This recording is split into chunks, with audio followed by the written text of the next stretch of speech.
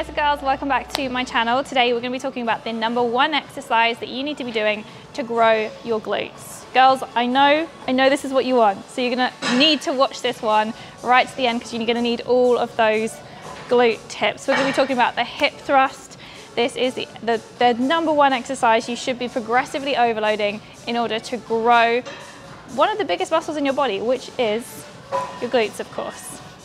So we're going to talk a little bit about what the glutes are responsible for in terms of mechanics of movement. So the glutes are responsible for hip abduction, taking the leg away from the body, external rotation, which is rotating from the hip, and also sending the leg back, which is hip extension too, okay?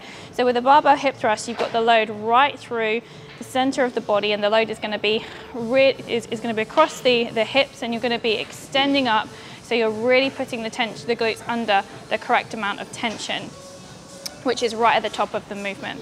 So there's a lot of mistakes you can make with the barbell hip thrust. There's lots of things to it. So we're going to talk a little bit about the mistakes that I see and how to avoid them. So hopefully you can enjoy these tips. And we're going to be going through a couple of different variations too, okay? Okay, so I'm just going to talk a little bit about your setup for hip thrust, because a lot of people get this wrong. Now, if you're a beginner in the gym, I know you might be quite worried about using an Olympic barbell. It weighs 20 kilos in itself. It can be quite heavy. But nowadays you can get bumper plates which are still the same size, so Olympic size plates, but also lower on the weight scale. So you could get, for example, 5 kilo bumper plates. And I would definitely recommend starting off with a good setup with the plates at this height, because if you use the smaller plates, you're going to get stuck underneath the bar and you're not going to be able to get it off of you. Okay, so I know it can be tempting to use one of those preloaded bars, but you're going to be really struggling to get the right setup. You're going to be struggling to get the bar in the center of the body. So I'd really recommend, if you are using a barbell, to use an Olympic barbell and Olympic plates, okay? Now, if you're not quite ready for that, you can go with different variations. We'll be going through them in another day.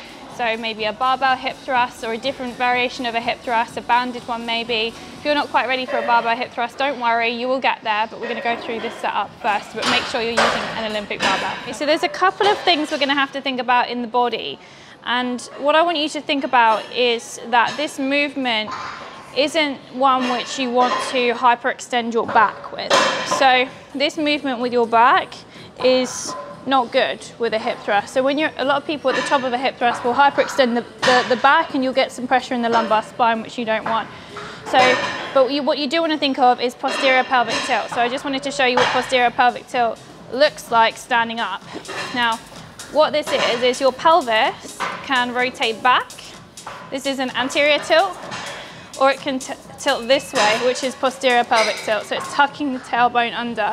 So when you're doing your hip thrust, what you want to think about is tucking the tailbone under and really focusing on that posterior pelvic tilt. It doesn't look particularly pretty, but it's really what you've got to think about when you are thrusting, because that's what will really engage your glutes and also take the pressure off of your lower back as well.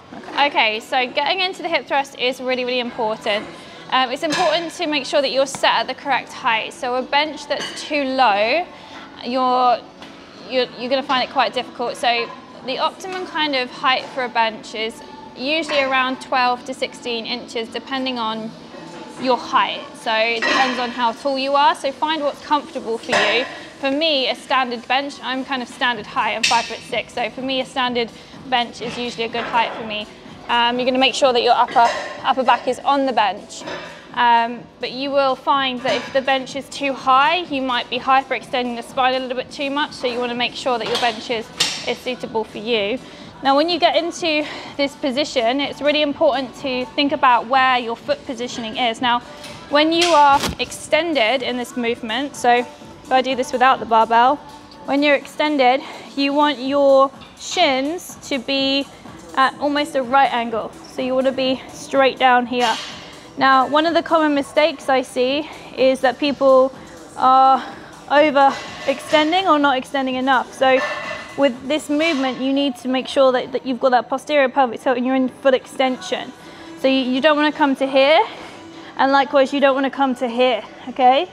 Now, when you tuck your chin and keep your eyes forward, which is what we aim to do. If you've got a mirror in front of you, you can literally stare at yourself and make sure your head doesn't move. Keeps the sternum still. You're gonna look at yourself and you're gonna make sure that your chin is tucked and your gaze is forward. And this is helpful because it's actually a lot harder to hyperextend at the top when you do that. If you were to look up, it's actually a lot easier to hyperextend. So you don't wanna throw your head back, okay? So when you're at full extension, we need the right angle with the knee, and we also need to make sure that we've got that posterior pelvic tilt, but not overextending in the hips too, okay? So it's really important to use a barbell pad. You're gonna find out why if you don't use a barbell pad. You're gonna get bruises all over your hips. So make sure you have a barbell pad. I have my own. This isn't mine, but I found it in the gym, but I do have my own. And it's worthwhile just taking it with you because sometimes they can be hard to find, right? So just buy one of these. They're super cheap. You can just buy them off Amazon and just throw them in your gym bag so you've got one to hand if you're doing hip thrusts a lot. Okay, so we're gonna make sure that we're using our Olympic size plates so we can roll the bar straight off and straight on again, okay? Now we're gonna make sure that we're central in the middle of the bar, because if you're not central, you're gonna know about it. You're gonna end up tipping either side. I like to pull my legs in with my hands. I actually use my hands to do that. So if you're struggling to kind of get your legs in, I like to pull them in. If they are too far away from you, you're gonna get more hamstrings. If they are too close to you, I can't really do that, but if they're too close to you, you're gonna get more quads. So if you're finding that you can feel your hamstrings a little bit too much, just bring your legs in a little bit closer to you. Now my perfect stance for me is a slight external rotation in the hips, knees and toes. That's where I feel the connection the most. But you're gonna need to explore this for yourself and really find which position you can feel this movement correctly in, because everybody is completely different. Everyone's an individual, okay? So this movement starts at the top. So bringing the barbell up isn't a repetition to me. That's my starting position. So I'm gonna make sure that my upper back is on the bench, nice and stable. And then when we drive up through the heels, we're gonna make sure our starting position is nice and strong and the gaze is forward, okay? And then we're gonna control the eccentric phase. So that's the lowering, the coming down phase, because that's where your glutes are stretching. You're gonna control that eccentric phase and then drive up with that contraction, okay?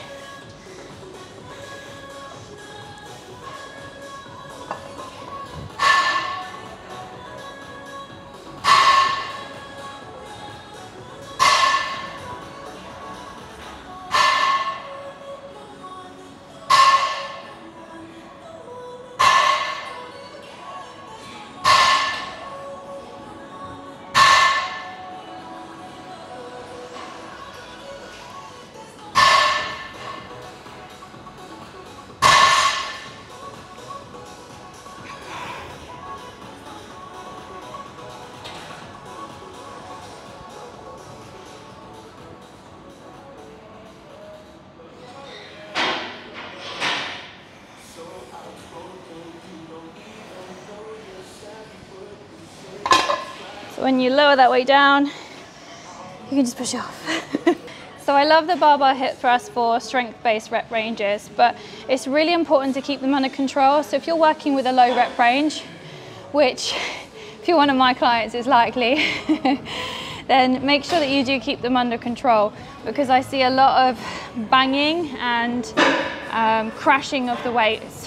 And the glutes are under the most tension when they're stretching through this movement. So what you want to do is you want to make sure that, yes, you're driving, but you're really controlling that stretch when they're coming down too. So if you're working with strength-based rep ranges, which you might well be with a barbell hip thrust, because it can handle a lot of weight, because you can load up a lot of weight with this movement, then make sure you're controlling the eccentric phase.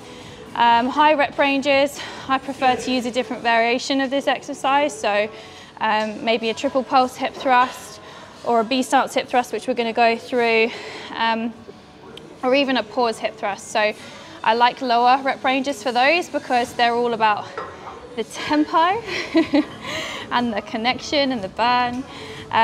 You know, you've got lots of different variations and ranges of hip thrust, but I would make sure that whichever version you're doing, just make sure your form is on point and you can feel that connection. It's really, really important. Okay, so we're going to go into a B stance hip thrust now. So if you've got any imbalances, you're going to be working one side independently, which means that your stronger muscles aren't going to take over. So you're going to make sure that you are correcting any imbalances by working one side independently over the other one as well. So I love this exercise. If you also struggle with the connection, one thing I do want to mention, if you struggle with the connection with your exercise, you can use a small loop band, because like I said at the beginning, the glutes are responsible for hip abduction and external rotation, and what the band does is it will pull your knees together. So by pulling against the band, if you can do it well, you can also feel that connection with the glutes a little bit more. So that's something that you can also add to a hip thrust if you want to give that a go as well. Okay, but back to the B stance hip thrust, okay, because it's what we're here to talk about. Okay, so we're going to be working one side independently. This is a unilateral movement, so which means we're working one side at a time.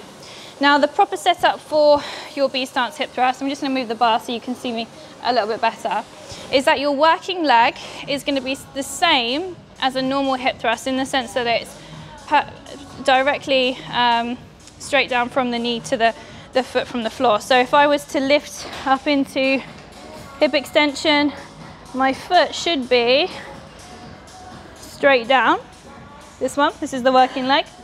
This leg is going to be supporting, and the heel just comes right in front of it, okay? So this is my working leg, and this is the leg that's supporting.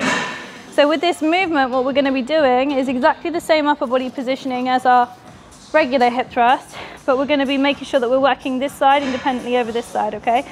So as we come down, we're driving up through this working heel. Really, really important to drive through this heel here. This one's just here for accessory. We're driving up, and we're really focusing on this working side, okay? So this is what we're going to be doing. Driving up, really, really feeling the connection with that working side, okay? So exactly the same setup with the barbell. I don't have a mirror in front of me, but if you had a mirror in front of you, it would be much easier. You'd be able to see exactly where your feet need to go. This side is supporting. This is our working side. Exactly the same. We're going to keep sternum still, chin tucked, making sure that we're at full extension at the top, but not hyperextending at the top of the movement, okay? Okay. Whew. Just going to make sure we work one side and then the other side. Otherwise, we end up with one strong glute. So hopefully this has given you a few tips to take into your hip thrust sessions or your glute sessions. Of course, the rep ranges that you're going to be working with, the tempos that you're going to be working with, are going to be completely dependent on the individual in your own program. But hopefully these tips have been helpful and you've learned something today. If you have, please do make sure to give me a comment below. Let me know if this has been helpful, because I really want to know. And if you've got anything else that you want to see, please also do feel free to drop me a comment below as well, because I would love to hear from you. So if you like this video, guys, please give it a like too, and hopefully I will see you in my next one. Bye guys.